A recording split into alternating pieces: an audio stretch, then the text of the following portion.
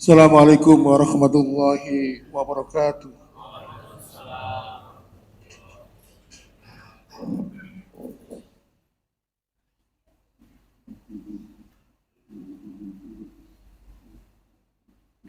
Allahu Akbar. Allahu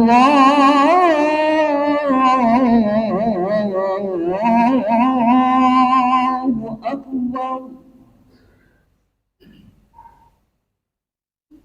Allahu Akbar. Allahu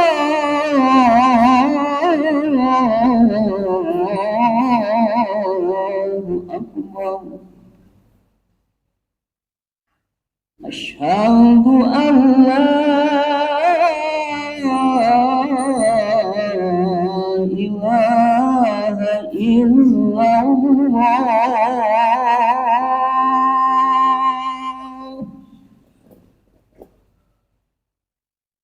أشهد أن لا إله إلا الله.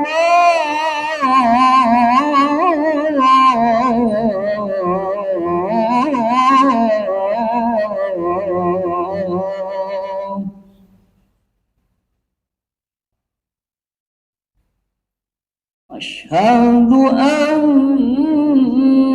محمد رسول الله.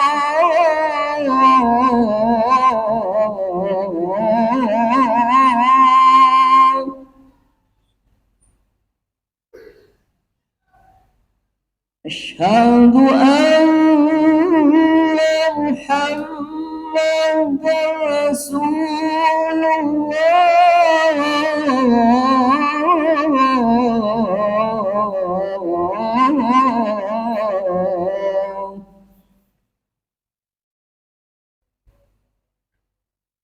حي على الصلاة.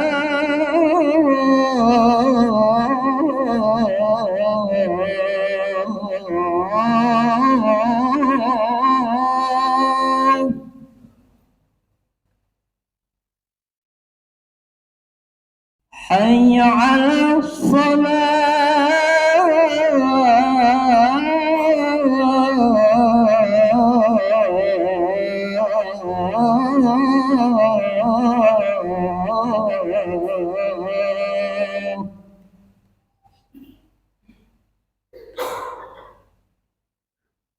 حي على الفلاح.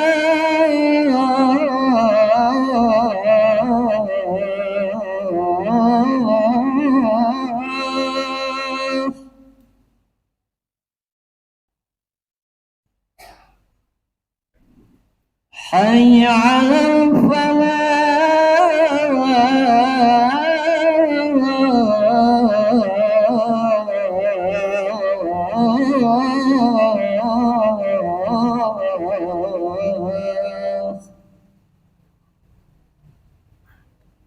الله أكبر. الله أكبر. لا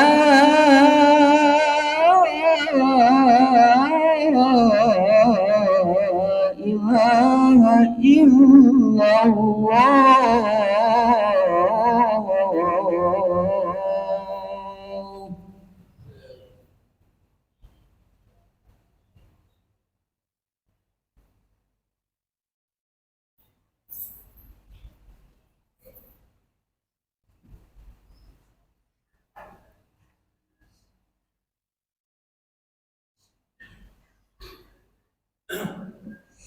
Innal hamdalillah nahmaduhu wa nasta'inuhu wa nastaghfiruh wa na'udzu billahi min sururi anfusina wa min sayyiati a'malina.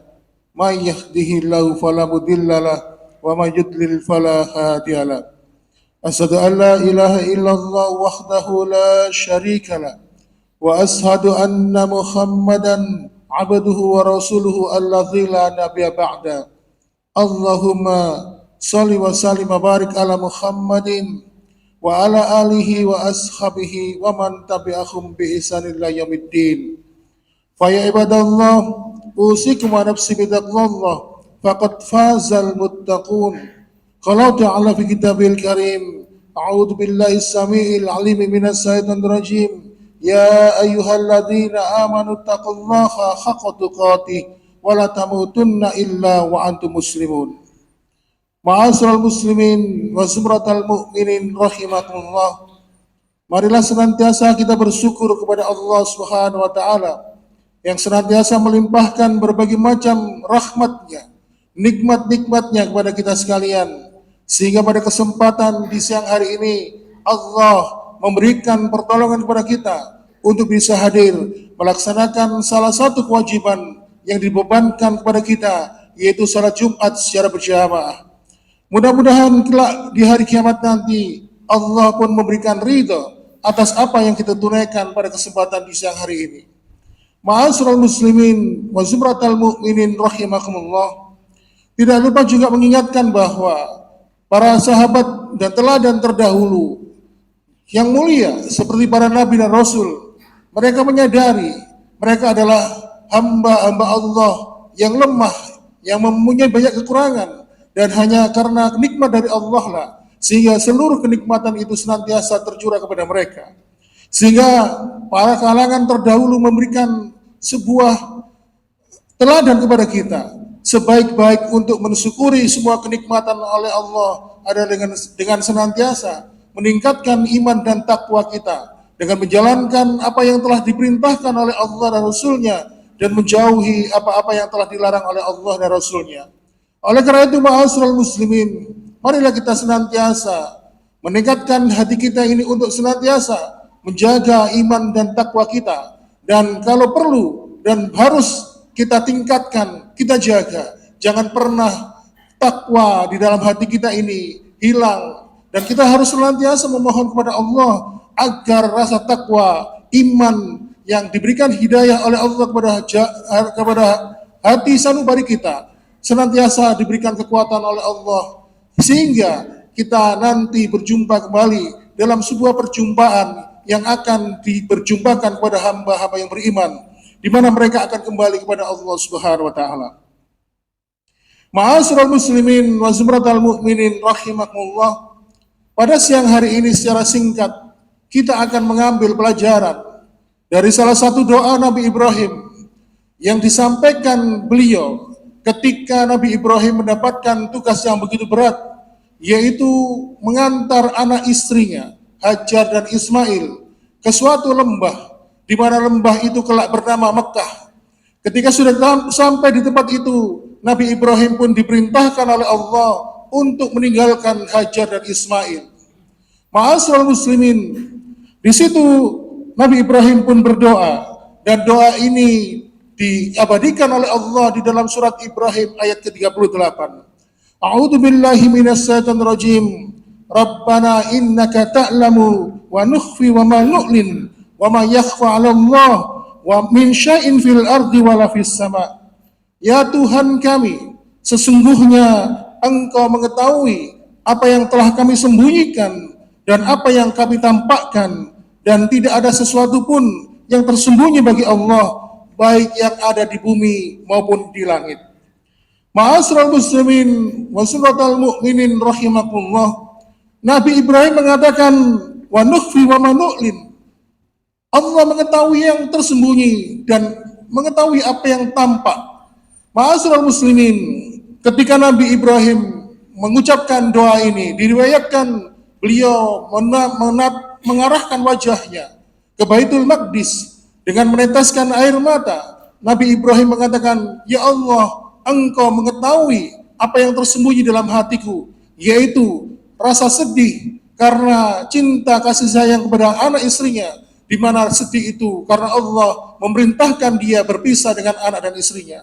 Sedangkan kata wa manu'lin, Allah mengetahui apa yang tampak, yaitu ketika waktu itu Nabi Ibrahim menurut para ulama tafsir dengan meneteskan air mata, dengan meneteskan karena kesedihannya, walaupun ketaatan itu harus dilakukan, tetapi di satu sisi ketaatan itu harus menguras rasa sedih di dalam hati dan jiwanya. Ma'asyiral muslimin wa zumratal mu'minin rahimakumullah. Ketika Nabi Ibrahim mengucapkan doa ini, Nabi Ibrahim pun menyadari bahwa Allah mengetahui seluruh isi hati manusia dan apa yang ada di dalam pikiran manusia, di dalam perasaan, di dalam isi pikiran itu semuanya diketahui oleh Allah Subhanahu wa taala. Dan apa-apa yang dilakukan oleh manusia Allah mengetahui. Sehingga akhirnya para ulama tafsir ketika menyimpulkan ayat ini membagi bahwa sesungguhnya ibadah yang dilakukan oleh seorang hamba kepada Allah dibagi menjadi dua golongan besar, yaitu ibadah zahir dan ibadah batin. Ma'asyiral muslimin wa subhatal mu'minin rahimakumullah. Ibadah zahir itu apa? Ibadah zahir itu sifatnya jasmaniyah, sifatnya fisik, atau dapat kita lihat seperti sholat, seperti melakukan ibadah haji dan umrah, membayar zakat, bersedekah, atau menjalankan ibadah-ibadah lainnya seperti kurban, haji dan umrah. Ibadah hati atau ibadah batin adalah rasa tawakal kepada Allah Subhanahu wa taala, takut dan cinta kepada Allah Subhanahu wa taala, rasa ridho atas ketetapan yang diberikan oleh Allah atas takdirnya. Ma'asyiral muslimin wa sumratal mu'minin rahimakumullah, karena sesungguhnya hati adalah salah satu objek yang kelak akan dimintai dan diperhitungkan oleh Allah Subhanahu wa taala dalam kehidupan akhirat. Ma'asyiral muslimin wa sumratal mu'minin rahimakumullah, Imam Ibnul Jauzi mengatakan bahwa ketika nanti manusia sudah melakukan amalan ibadah zahir, maka setan akan berusaha menyelewengkan bagaimana kondisi hati mereka. Bagaimanakah caranya? Manusia itu akan dibiarkan melakukan ibadah ketaatan lainnya, seperti menjalankan sholat, menjalankan ibadah puasa, menjalankan ibadah-ibadah lainnya, haji dan umrah. Tetapi setan berusaha mengganggu kondisi hati mereka, sehingga akhirnya membuat mereka terjerumus dalam kehidupan neraka. Ma'asyiral muslimin wa zumratal mu'minin rahimakumullah. Oleh karena itu sering kita melihat bagaimana seseorang itu tampak secara zahir, menampakkan kesalihannya, tetapi secara hati dia mempunyai penyakit atau suatu kondisi yang akhirnya dia jatuh dalam perbuatan yang disebut dengan kemunafikan dan sebagainya. Oleh karena itu ma'asyiral muslimin, semuanya akan diungkap oleh Allah Subhanahu wa taala sebagaimana di dalam surat yang sering dibaca ketika salat, yauma tublas sarair. Dalam hari kiamat itu Allah akan menyingkap seluruh isi hati manusia, seluruh yang tertutup akan disingkap dan dibuka sejelas-jelasnya oleh Allah Subhanahu wa taala. Ma'asyiral muslimin, kemudian ada pertanyaan, lebih utama manakah ibadah zahir dan ibadah batin itu? Sebagai ilustrasi, coba kita renungkan. Ketika kelak nanti kita mati, yang dimakamkan, yang dikubur itu adalah fisik kita, jasad jasmani kita. Sedangkan nanti yang diminta pertanggungjawaban oleh Allah adalah jiwa dan ruh kita. Artinya jasad kita ini tidak mempunyai arti di hadapan Allah. Itu artinya apa? Bahwa nanti manusia akan dimintai pertanggungjawaban oleh Allah dengan kondisi hatinya, sedangkan kondisi fisik jasmaninya mengikuti dari kondisi hatinya. Ini menunjukkan bahwa ibadah hati, ibadah batin lebih utama dibandingkan dengan ibadah zahir. Ma'asyiral muslimin, makanya kalau kita membaca surat Al-Fajr, di situ ada seruan Allah, ya ayatuhan nafsul mutmainnah. Allah memanggil jiwa kita, memanggil ruh kita, wahai jiwa-jiwa yang tenang, bukan memanggil fisik kita, bukan memanggil jasad kita. Ma'asyiral muslimin, Imam Ibnul Jauzi akhirnya membagi manusia menjadi 3 kelompok besar. Kelompok yang pertama adalah manusia yang menjadi walinya Allah dalam ibadah-ibadah zahir, tetapi dia menjadi walinya setan ketika dalam masalah ibadah hati. Dia melakukan sholat, dia melakukan puasa, haji dan umrah, tetapi di satu sisi dia terjebak dalam kondisi ketika diuji oleh Allah, salah satu keluarga yang dicintainya, sehingga akhirnya dia tidak bisa menerima takdir itu, bahkan cenderung dia menggugat takdir ketetapan Allah. Sebagaimana yang telah diceritakan oleh Imam Ibnu Jauzi dalam sebuah kitabnya, aku menjumpai, kata Ibnu Jauzi, aku menjumpai ada seorang yang senantiasa sholat 5 waktu berjamaah, senantiasa berada di shaf yang terdepan, tetapi ketika Allah memanggil anaknya, lalu laki-laki itu pun seakan-akan menyalahkan takdir kepada Allah Subhanahu wa taala. Ya Allah, kenapa engkau ambil anakku? Padahal aku sangat cinta, padahal aku sudah lama mendambakannya, tetapi kenapa engkau malah memanggilnya? Ma'asyiral muslimin wa zumratal mu'minin rahimakumullah. Makanya Imam Ibnu Jauzi mengatakan, terkadang manusia ada yang menjadi walinya Allah ketika melakukan amalan-amalan ibadah zahir, tetapi menjadi walinya setan ketika melakukan amalan ibadah hati.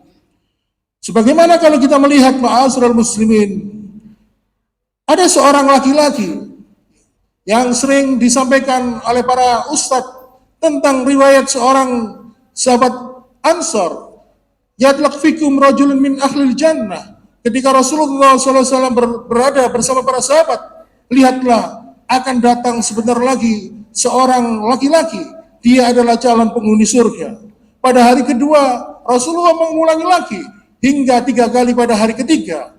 Lalu kemudian ada salah seorang sahabat yang penasaran, amalan apa yang menyebabkan dia masuk surga, sehingga akhirnya dia tidak menemukan orang itu melakukan ibadah sunnah di malam hari, misalnya tahajud atau puasa sunnah, tetapi ketika dia akan pulang, dia mengatakan kepada tamunya tersebut bahwa laki-laki calon penghuni surga itu pun senantiasa membersihkan hatinya, senantiasa berdoa kepada Allah agar dihilangkan kebencian, agar dihilangkan kedengkian, dan dia selalu mengatakan kepada Allah, aku memaafkan kesalahan saudaraku tanpa mereka minta maaf terlebih dahulu kepadaku. Inilah ma'asyiral muslimin, contoh ibadah hati, membersihkan hati, mampu menjadikan seseorang itu masuk ke dalam surga. Oleh karena itu, ucapan Nabi Ibrahim mengatakan, wa nukfi wa ma'lu'nil, wa nukfi wa ma'nu'lin, yang tersembunyi dan yang nampak. Oleh karena itu, ma'asyiral muslimin, Allah mengetahui yang tersembunyi dalam hati manusia dan yang ditampakkan oleh manusia. Ma'asyiral muslimin wa zumratal mu'minin rahimakumullah. Walaupun seseorang itu melakukan amalan-amalan ibadah yang besar, tetapi ketika dia tidak mampu menerima ketetapan Allah, maka seluruh amalan tersebut tidak akan pernah diterima oleh Allah. Sebagaimana ketika Rasulullah SAW memberikan sebuah ilustrasi, ada seorang laki-laki yang berinfak sebesar, berupa emas sebesar gunung Uhud, tetapi di satu sisi ketika dia tidak pernah menerima ketetapan Allah, maka Allah pun tidak akan pernah menerima infak itu, walaupun itu infak emas berupa satu gunung Uhud. Ma'asyiral muslimin, kelompok yang kedua adalah mereka yang lebih memperhatikan amalan hati, tapi mereka memandang rendah, memandang remeh amalan-amalan dohir. Sehingga mereka pun banyak mengatakan yang penting kan hatinya. Masalah jilbab itu bukan masalah yang penting, karena manusia itu yang dipandangkan hatinya. Dan perlu diketahui, jilbab itu tidak bisa dipasang di hati karena tidak ada ukurannya. Sehingga akhirnya kemudian mereka mengatakan lebih banyak berlindung dari kalimat yang penting hatinya. Oleh karena itu, ma'asyiral muslimin, inilah kelompok yang kedua yang lebih memandang ibadah hati dan memandang remeh ibadah zahir. Kemudian kelompok yang ketiga, kata Ibnu Jauzi, mereka yang memandang mulia ibadah hati, tetapi di satu sisi mereka juga mengagungkan, memandang mulia ibadah zahir. Sama-sama baik, ibadah hati dan ibadah zahir dipandang mulia oleh mereka. Karena mereka tahu bahwasannya apa yang terlintas dalam pikiran manusia, apa yang terlintas dalam hati dan perasaan manusia, pasti akan diketahui oleh Allah Subhanahu wa taala. Makanya ma'asyiral muslimin, dalam sebuah riwayat disebutkan kelak nanti dalam kehidupan akhirat yang pertama kali akan dihisab adalah tentang 3 orang manusia. Yang pertama adalah orang yang senantiasa berjihad, kemudian orang yang mempunyai ilmu dan dia mengajarkan ilmunya, dan orang yang ketiga adalah orang yang senantiasa berinfak. Mereka melakukan amalan-amalan besar, tetapi ketika ditanya apa motivasi mereka, Allah mengatakan kadzabta, kalian semuanya bohong. Kepada yang berjihad mengatakan kamu berjihad karena ingin dianggap sebagai pemberani. Allah mengatakan kepada orang yang berilmu, mengatakan kamu ingin dianggap manusia sebagai orang yang alim, orang yang pandai membaca Al-Quran. Allah mengatakan pada yang ketiga, kamu ingin dipandang manusia sebagai orang-orang yang dermawan, suka mensedekahkan harta. Dan kalian semua, kata Allah, sudah mendapatkan apa yang kalian inginkan. Kalian mendapatkan sanjungan dari manusia. Bayangkan ma'asyiral muslimin, nanti kelak ketika itu semua akan dihisab oleh Allah, dan yang pertama kali adalah ibadah hati. Setelah itu baru kemudian ibadah fisik akan dimintai pertanggungjawaban oleh Allah, dan yang pertama kali ibadah zahir kita yang akan dimintai pertanggungjawaban oleh Allah adalah tentang sholat kita. Ma'asyiral muslimin wa zumratal mu'minin rahimakumullah. Sebelum Allah Subhanahu wa taala memeriksa ibadah kita nanti, Allah sudah meminta pertanggungjawaban tentang ibadah hati kita. Seberapa besar ikhlasmu kepada Allah, seberapa besar ridamu terhadap takdir dan ketetapan Allah, seberapa besar engkau menghilangkan penyakit hatimu, engkau memuliakan saudaramu dengan menghilangkan rasa dengki di dalam hatimu. Inilah ma'asyiral muslimin wa subhatal mu'minin rahimakumullah. Sehingga ada sebuah ungkapan dalam sebuah riwayat tentang seorang sahabat yang bernama Abu Bakar As-Siddiq. Sampai Rasulullah SAW menyampaikan, ketika amalan Abu Bakar As-Siddiq ini ditimbang di dalam sebuah mizan, lalu ditimbang timbangan yang lainnya, ditimbang dengan amalan seluruh manusia di seluruh permukaan bumi ini, maka niscaya amalan Abu Bakar pasti jauh lebih berat mengalahkan amalan-amalan manusia seluruh muka bumi ini. Kenapa? Karena Allah memuliakan Abu Bakar. Allah muliakan Abu Bakar bukan karena puasanya. Allah muliakan Abu Bakar bukan karena sholatnya. Allah muliakan Abu Bakar bukan karena ibadah-ibadah yang lainnya, tetapi karena hatinya. Abu Bakar As-Siddiq dikenal sebagai seorang sahabat yang sangat merasa dekat kepada Allah, merasakan kedekatan dirinya kepada Allah Subhanahu wa taala, dan dia pun paling ridho dalam menerima takdir dan ketetapan Allah Subhanahu wa taala. Ma'asyiral muslimin wa zumratal mu'minin rahimakumullah.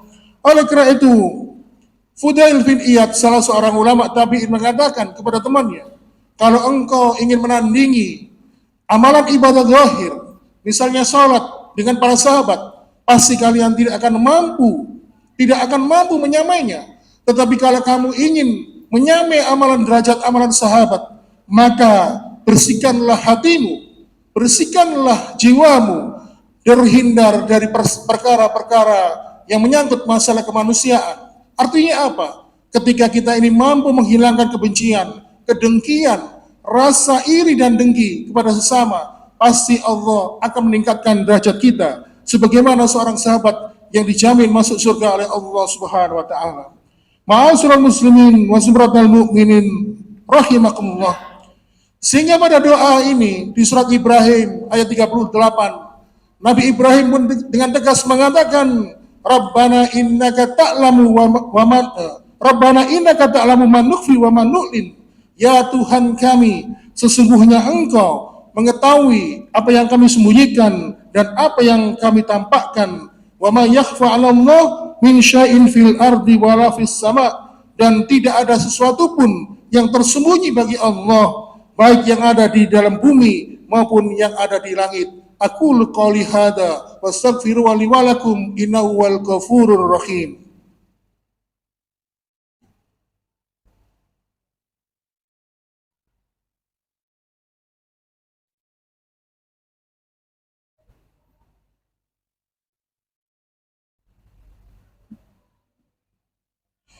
Alhamdulillah hamdan katsiran thayyiban mubarakan fih kama yuhibbu rabbuna wa yarda. أشهد أن لا إله إلا الله وحده لا شريك له وأشهد أن محمدا عبده ورسوله الذي لا نبي بعده اللهم صل وسلم وبارك على محمد وعلى آله وأصحابه ومن تبعهم بإحسان إلى يوم الدين ويا عباد الله أوصيكم ونفسي بتقوى الله فقد فاز المتقون. قال تعالى في كتاب الكريم يا أيها الذين آمنوا اتقوا الله حق تقاته ولا تموتن إلا وأنتم مسلمون. Ma'asyiral muslimin, dalam kesempatan khutbah yang kedua ini, marilah kita tutup dengan berdoa kepada Allah Subhanahu wa taala. Kita mohon ampun atas dosa dan kesalahan kita yang sengaja maupun yang tidak sengaja. Seraya tidak lupa memohon hidayah dan petunjuk kepada Allah agar senantiasa kita diberikan istiqamah, diberikan pertolongan oleh Allah dalam meneguhkan iman dan takwa kita. Dan mudah-mudahan ketika Allah memberikan kita hidayah, maka dengan hidayah itu Allah jadikan akhir kehidupan kita menjadi akhir kehidupan yang husnul khatimah. A'udzu billahi minasyaitonir rajim. Bismillahirrahmanirrahim. Allahumma shalli wa sallim wa barik ala Muhammadin walhamdulillahi rabbil alamin. Allahumma ighfir lil muslimina wal muslimat wal mu'minina wal mu'minat al ahyamin wal amwat innaka sami'un qaribun mujibun da'wat. Allahumma ighfirli wa liwalidayya warhamhuma kama rabbayani shaghira. Rabbana zalamna anfusana wa illam taghfir lana latarhamna lanakuna minal khasirin. Rabbana la tu'akhidna in nasina akhtana. Rabbana wa la tahmil alaina isran kama hamaltahu 'alal ladzina min qablina. Rabbana wa la tuhammilna ma la taqata lana bi wa'fu 'anna waghfir lana warhamna anta maulana fansurna 'alal qaumil kafirin. Rabbana atina fid dunya hasanah wa fil akhirati hasanah wa qina adzabannar. Subhana rabbika rabbil izzati amma yasifun wa salamun 'alal mursalin walhamdulillahi rabbil alamin. Ibadallah, innallaha ya'muru bil 'adli wal ihsan wa ita'i dzil qurba wa yanha 'anil fahsya'i wal munkari wal baghi la'allakum tadhakkarun wa la dzikrullahu akbar.